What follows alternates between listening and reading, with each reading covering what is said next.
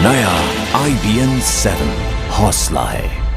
अब बात यूपी के गोरखपुर की। यहाँ के महिला अस्पताल में एक दिन में 5 नवजात बच्चों की मौत से हड़कंप मच गया है। रिश्तेदारों का आरोप है कि डॉक्टर्स की लापरवाही की वजह से बच्चों की मौत हुई, जबकि अस्पताल के डॉक्टर्स का कहना है कि परिजनों के खुद की लापरवाही की वजह से ये मौत हुई। डॉक्टर्स के अनुसार नवजातों को उनकी मां जो है दूध पिलाकर गलत तरीके से सुला दिया गया, जिससे दूध बच्चों की सांस की नली में फंस गया और बच्चों की मौत हो गई। परिजन ये कह रहे हैं कि घोर लापरवाही है ये। बच्चों में कोई जब हरकत नहीं देखी तो वो नर्स के पास भी गए, लेकिन नर्स ने बिना कुछ देखे ही बिना कुछ जांचे परखे प्राइवेट अस्पताल में जाने के लिए उनको कह दिया। बच्चा आज 28 तारीख को ऑपरेशन से पैदा हुआ है और आज दूध पिलाया जा रहा था तो अचानक ही बंद हो गया। इसकी मुंह चलना बंद हो गया, हाथ पैर हो गया। डॉक्टर के यहाँ आया, दिखाया नर्स को तो कह रही है सुबह डॉक्टर देखे हैं और इस समय डॉक्टर है नहीं, हम क्या कर सकते थे। वहाँ कि फ़ोन करके बुला के अभी नहीं आ पाएंगे, आपको दिखाना है तो बाहर हॉस्पिटल में दिखा लीजिए, किसी प्राइवेट में। हम लोग बाहर निकले तो एक नर्स मिली कहीं सामने, इमरजेंसी वार्ड, वहाँ दिखा लीजिए। वहाँ दिखाने के बाद कई लोग जगह गए तो बच्चा नहीं। ये लोगों की लापरवाही ये है कि नर्स थी लेकिन एक बार इसको टच करके देखी नहीं कि क्या हुआ क्या नहीं है। जबकि गोरखपुर के जो सदर बीजेपी विधायक हैं राधा मोहन दास, उनका ये कहना है कि एक साथ 5 बच्चों की मौत अस्पताल की ही लापरवाही का नतीजा है। विधायक राधा मोहन खुद भी बच्चों के डॉक्टर हैं। इनका कहना है कि बच्चों की मौत ना तो गर्मी की वजह से हुई है, ना ही माताओं की लापरवाही की वजह से। कहीं ना कहीं हॉस्पिटल के अंदर ही इसकी वजह है और पिछले और भी जो कारण है वो गिनाते हुए नजर आए। नवजात शिशुओं की मौत के बहुत से कारण होते हैं, लेकिन वो एक साथ 5 बच्चों की मौत के कारण नहीं होते।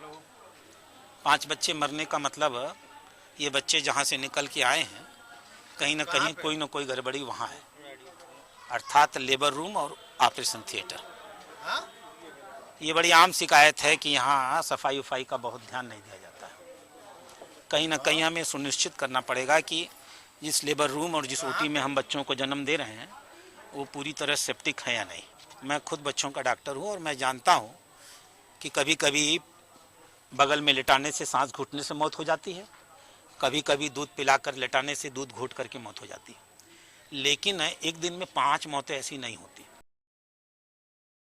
आज हुई हैं 2 डेथ्स हुई हैं, जिसमें दोनों में ये रीज़न था कि दूध पीने के बाद बच्चे को सीधे लिटा दिया गया, डकार नहीं दिलाई गई, और दूध पीने से पहले वो दोनों बच्चे स्वस्थ थे। उसका निरंतर चेकअप हो रहा था मैम? निरंतर सुबह राउंड पे डॉक्टर साहब ने देखा है। वो डॉक्टर साहब अभी भी हमारे पास बैठे हुए। मैम परिजनों का कहना है कि उनको सही समय पे ऑक्सीजन तक नहीं लगाया गया बच्चों को। ऐसा कुछ नहीं है, वो सांस की नली में उनका दूध गया है, उससे डेथ हुई है। लेकिन नगर विधायक भी डॉक्टर हैं, उनका ये कहना है कि इससे मौत नहीं हो सकती है। दूध पीने से पहले बच्चे स्वस्थ थे। अगर बीमार होते तो दूध पीने से पहले भी तो कुछ परेशानी होनी चाहिए, या सुबह के राउंड पे तो हमारे डॉक्टर साहब को कुछ दिखना चाहिए। इस खबर पर हमारे यूपी ब्यूरो चीफ शालमाली त्रिपाठी लगातार अपनी नजर बनाए हुए हैं। शालब, क्या किसी तरह की अभी तक जांच के कोई आदेश दिए गए हैं? हाँ बिल्कुल, इस पूरे मामले में डिस्ट्रिक्ट मजिस्ट्रेट गोरखपुर ने सीएमओ को जांच करने के लिए कहा है और कहा है कि वो अपनी रिपोर्ट जल्द से जल्द दें। लेकिन सबसे बड़ी बात यह है कि जो सीएमओ है वो भी स्वास्थ्य महकमे के अधिकारी, और ऐसे में ये जांच कितनी ईमानदारी से हो पाएगी इसको लेकर भी सवाल खड़े हो रहे हैं। एक दिन में 5 मासूम बच्चों की मौत हुई है और ये कोई सामान्य घटना नहीं है। जिस तरीके से डॉक्टर बता रही हैं वो इतनी सामान्य नहीं है। जिन परिवारों के साथ गुजरा है ये पूरा हादसा, उनके दिल पर क्या बीत रही है, ये सबसे बड़ा सवाल है। और जो वहाँ पे इंतजाम है, जो लोग हैं, जो भुक्तभोगी हैं, वो ये बता रहे हैं कि बहुत ही गंदगी है। बिल्कुल वहाँ पर जो वातावरण है साफ सुथरा नहीं है, चादरें गंदी हैं, और जो वहाँ पर सफाई होनी चाहिए वो भी वहाँ पर नहीं है। जो बात ये बता रही है कि दूध घुटने से बच्चों की मौत हुई है, तो इसके लिए भी कहीं ना कहीं अगर ऐसा भी हुआ है तो इसके लिए भी अस्पताल प्रशासन जिम्मेदार है, क्योंकि डॉक्टर और नर्सेस की ये जिम्मेदारी होती है कि वो बताएं कि कैसे बच्चों को रखना है। लेकिन एक साथ 5 बच्चों की मौत अपने आप में बताती है कि इसके पीछे कोई और वजह है, सिर्फ दूध घुटना ही वजह नहीं है। बिल्कुल, लेकिन जिस तरीके से आप हमें शलभ बता रहे हैं कि स्वास्थ्य महकमे में सीएमओ में स्वास्थ्य महकमे के ही जो अधिकारी हैं वो हैं, ऐसे में कैसे निष्पक्ष जांच हो? क्योंकि पिछला अगर हम रिकॉर्ड भी खंगाले तो बहुत कुछ अच्छा नहीं रहा है इस अस्पताल का। मैं आपके पास आऊंगी शलभ, मैं माफी के साथ रोकूंगी, आपके पास आऊंगी। इस वक्त यूपी बीजेपी के अध्यक्ष लक्ष्मीकांत वाजपेयी जी हमारे साथ जुड़ चुके हैं। सर, आपकी पहली प्रतिक्रिया मैं इस पर जानना चाहूंगी। एक के बाद एक 5 नवजात बच्चों की मौत पर क्या कहेंगे आप? बनारस का जो मेडिकल कॉलेज का अस्पताल है वो नेपाल और बिहार तक के मरीजों के लोड को वहन करता और उसके लायक उस अस्पताल को जानते हुए भी किसी ने तंत्र ने तैयार करने की कोशिश नहीं की है। और उसके कारण वहाँ जो अव्यवस्थाएं हैं या जो वहाँ पर अनहाइजीनिक कंडीशन है, इसके कारण ये बच्चों की मृत्यु या इस प्रकार की घटनाएं वहाँ हो रही हैं। मेरा ये मत है कि वहाँ का लोड घटाना चाहिए और वहाँ की सुविधाओं में वृद्धि करनी चाहिए, लेकिन जिसकी भी लापरवाही से, अगर चिकित्सक की लापरवाही है तो और अन्य किसी कर्मचारी की लापरवाही है तो उनके विरुद्ध इस प्रकरण पर कार्रवाई यदि नहीं होगी, भविष्य में कोई सुधार की आशा करना व्यर्थ जाएगा और कार्रवाई भी वो जो कभी छूट जाए और भविष्य में इस प्रकार की लापरवाही करने से बाज आए। वाजपेयी जी, हमने देखा है समय समय पर आप इसी तरह के जो मुद्दे हैं जटिल, उनको उठाते रखे हैं, बार बार ध्यान दिलाते रहे, लेकिन क्या इस मुद्दे की अगर हम बात करें तो इसको उसी तरीके से आप उठाएंगे जोर शोर से? तौर पर उठाऊंगा मैं इस मामले को।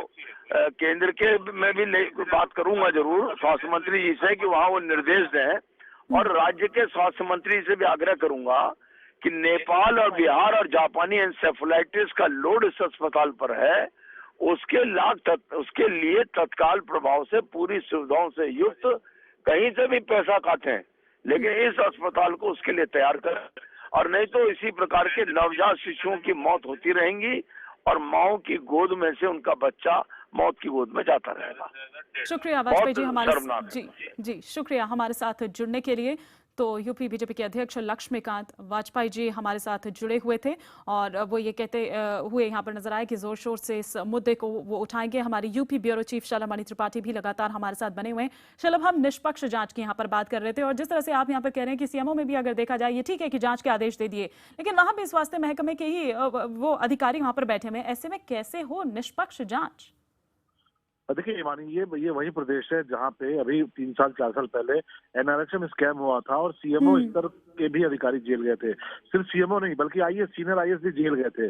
और इन अफसरों ने 10-10 रुपए 20-20 रुपए की जो सिरिंज आती है, 10-10 रुपए 20-20 रुपए की जो दवाएं आती हैं, उनके साथ घोटाला किया था, जो गरीबों के लिए होती है, जो आम लोगों के लिए होती है। ऐसे में ये जो जांच करेंगे सीएमओ साहब, वो कितनी ईमानदारी से जांच करेंगे ये आप भी समझ सकती हैं, क्योंकि ये पूरा स्वास्थ्य महकमे का मसला है। और अगर ये मामला बड़ा निकलता है तो सीएमओ साहब खुद भी जांच के दायरे में होंगे।